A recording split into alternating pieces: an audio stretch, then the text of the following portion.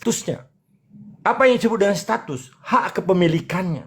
Ketika tanah asli Sunda didatangi oleh orang luar, dia harus hormat dan patuh kepada orang Sunda pemilik tanah itu sendiri. Begitu juga orang Jawa.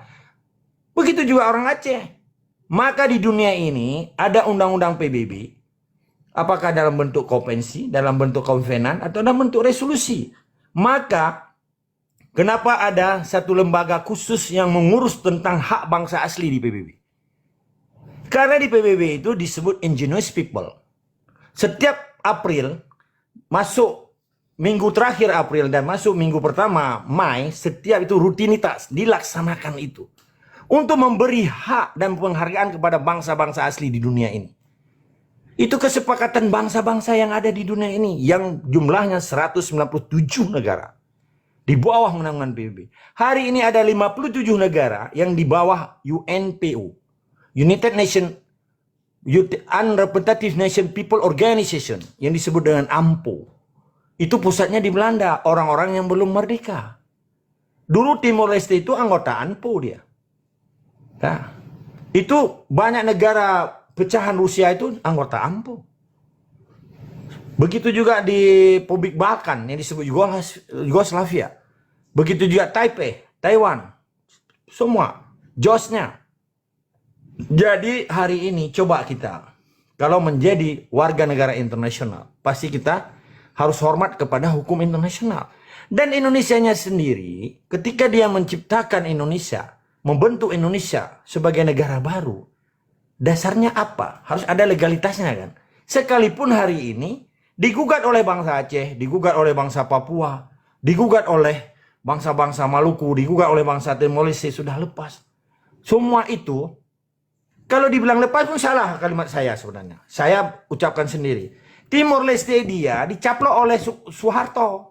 Pada tanggal 12 Maret 1975. Itu annexation namanya. Perampokan bangsa Timor Leste. Karena kemerdekaan Timor Leste dengan kemerdekaan Indonesia itu jauh beda. Setelah 30 tahun Indonesia merdeka menyatakan 17 Agustus 1945. Baru tahun 75. Antara 45 ke 75 30 tahun kan.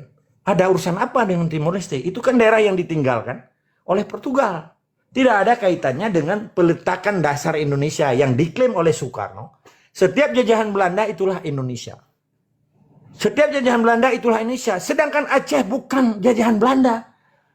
Tapi kesilapan Abu Dobreh bergabung diri atas nama PUSA, Persatuan Ulama Seluruh Aceh. Ini menjadi polemik dan menjadi perang di Aceh. Ini namanya kecelakaan sejarah atas kelengahan dan pengkhianatan Abu Dobreh terhadap negara Islam Aceh. Disinilah kita luruskan. Jadi semua penjabat Indonesia sebenarnya dia harus menghargai Aceh. Tidak perlu dia mereka gagah-gagahan bawa tentara, bawa senjata membunuh orang Aceh. Yang dirampas itu negara orang Aceh. Atas dasar apa Indonesia dia harus mendiami dan merampok negara orang Aceh? Begitu juga yang lain. Kesepakatan apa yang dibuat oleh Soekarno? Mana fakta integritasnya? Mana fakta politiknya?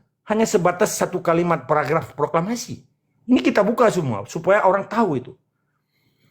Kenapa nggak dia bisa dia rebut di dalam satu pulau Kalimantan itu kan ada wilayah Sarawak, Kuching Kinabalu, dan wilayah Indonesia Malaysia Timur, termasuk ada Brunei. Kenapa tidak masuk Indonesia? Karena itu ketetapan dunia bahwa seluruh jajahan Belanda itu wilayah Indonesia. Kesepakatan itu dilakukan sepihak oleh Soekarno beserta anggota BPPKI-nya, Panitia Persiapan Kemerdekaan Indonesia, pada setelah Perang Dunia Kedua. Tapi setelah Belanda membuat agresi pertama dan kedua, hingga dari perjanjian Linggarjati 47, perjanjian Rumkor yang 48, dan sehingga terjadi perjanjian Konferensi Meja Bundar 27 Desember 1949, dihadiahkan RIS Republik Indonesia Serikat oleh Jenderal Van Mock yang diperintahkan oleh Ratu Wilhelmina kepada Sultan Syahrir. Sementara Soekarno dengan Hatta masih ditangkap di Bavendigul di sana. Kita ulang ini supaya jangan ada orang Indonesia bertahan diri, berani bawa senjata, merampas tanah orang. RIS itu mana wilayahnya? Jelas nggak? Aceh tidak masuk. Sumatera itu yang dibilang Yong-Yong itu nggak ada propaganda Soekarno. Oke lah. Kita bilang oke. Uji coba Soekarno dengan berbagai penipuannya telah menjadikan Indonesia raya. Oke? 80 tahun 17 Agustus yang akan datang. Setelah Indonesia dengan berbagai uji coba mendirikan negara sekulerismenya atas dasar Pancasila. Dengan dasar-dasar sekulerisme, aslinya bukan negara beragama, disebut sekulerisme. Yang salah nanti, diterjemahkan bahasa saya. Ternyata apa yang terjadi? Aman enggak? Sejahtera enggak? Kan diulang-ulang ini. Jadi sudah 80 tahun, berapa banyak penderitaan, berapa banyak kemiskinan di Indonesia. Aceh pun menjadi negara miskin. Sementara Aceh di awal kemiskinan, di awal kemerdekaan Indonesia, Aceh sudah menyumbang 2 pesawat, emas di tubuhnya. Dengan berbagai sumbangan termasuk tentara Medan Arya yang dikirim oleh Said Husin Mujahid dengan tokoh-tokoh orang Aceh dulu ke Medan Arya di Medan untuk mengusir Belanda. Ternyata apa yang terjadi hari ini? Orang Aceh dimiskinkan, orang Aceh menerima penindasan, menerima DOM, menerima operasi jaring merah, 23 operasi intelijen di Aceh, sehingga di dalamnya ada daerah operasi militer. Sehingga pada tanggal 19 Mei 2003, Megawati sebagai presiden menyatakan perang terhadap Aceh. Walaupun disebut dengan darurat militer. Kalau saya pejuang, siapapun pejuang nggak bisa dibilang darurat militer. Itu namanya perang, pernyataan perang Megawati. Persis seperti pernyataan perang Belanda terhadap Aceh, 26 Maret 1873. 2 negara hari ini telah menyatakan perang kepada Aceh. Sampai detik ini belum dicabut itu. Jadi situasi Aceh hari ini adalah situasi revolusi.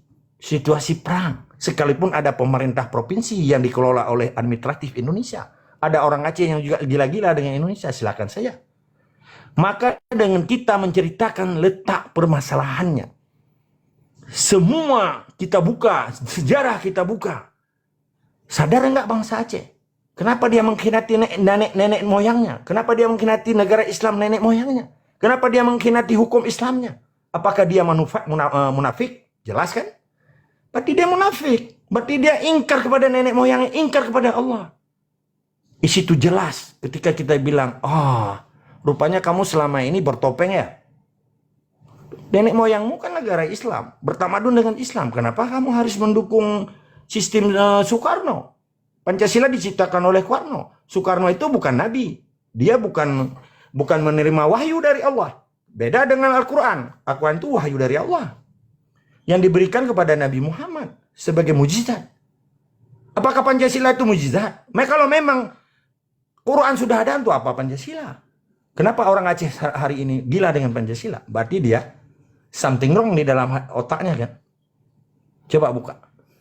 Kalau memang pedoman hidup mati bangsa Islam, umat Nabi Muhammad dengan Quran, hadis, sunnah Rasul, qiyas dan ijma ulama, kenapa harus ada hukum lain? Yang berhak menentukan hukum di muka bumi ini adalah Allah, bukan manusia. Kita menjalankan perintah Allah. Itu kata Allah.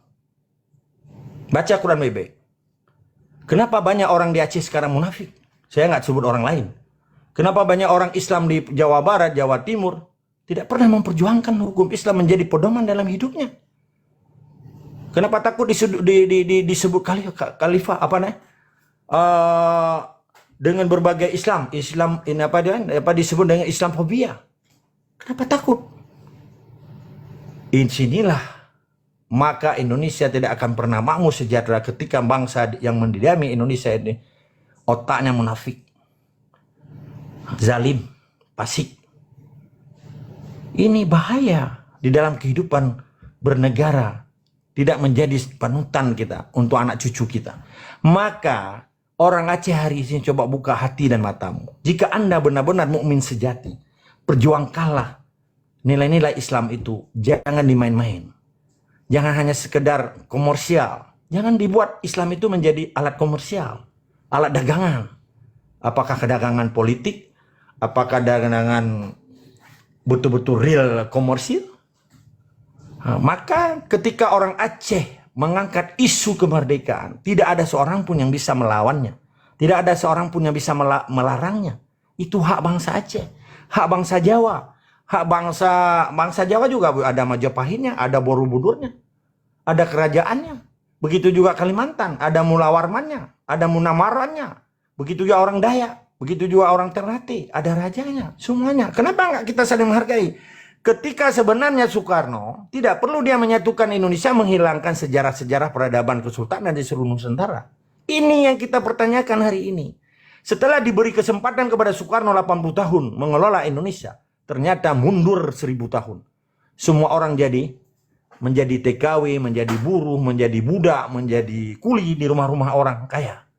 Coba bayangkan dari Sabang sampai Merauke, cukup banyak orang miskin yang tinggal di dalam rumah orang kaya. Apakah kaya orang asli ataupun orang-orang Cina yang sudah kaya. Cukup banyak babu kan. Ini penindasan dan perbudakan yang dilindungi oleh negara. Inilah yang kita perjuangkan. Jangan ada manusia tidak memanusiakan manusia. Tetapi sekarang ada banyak manusia membinatangkan manusia. Ini yang kita lawan, namanya kezaliman. Tetap semangat istiqamah, wajib merdeka aja. Insyaallah.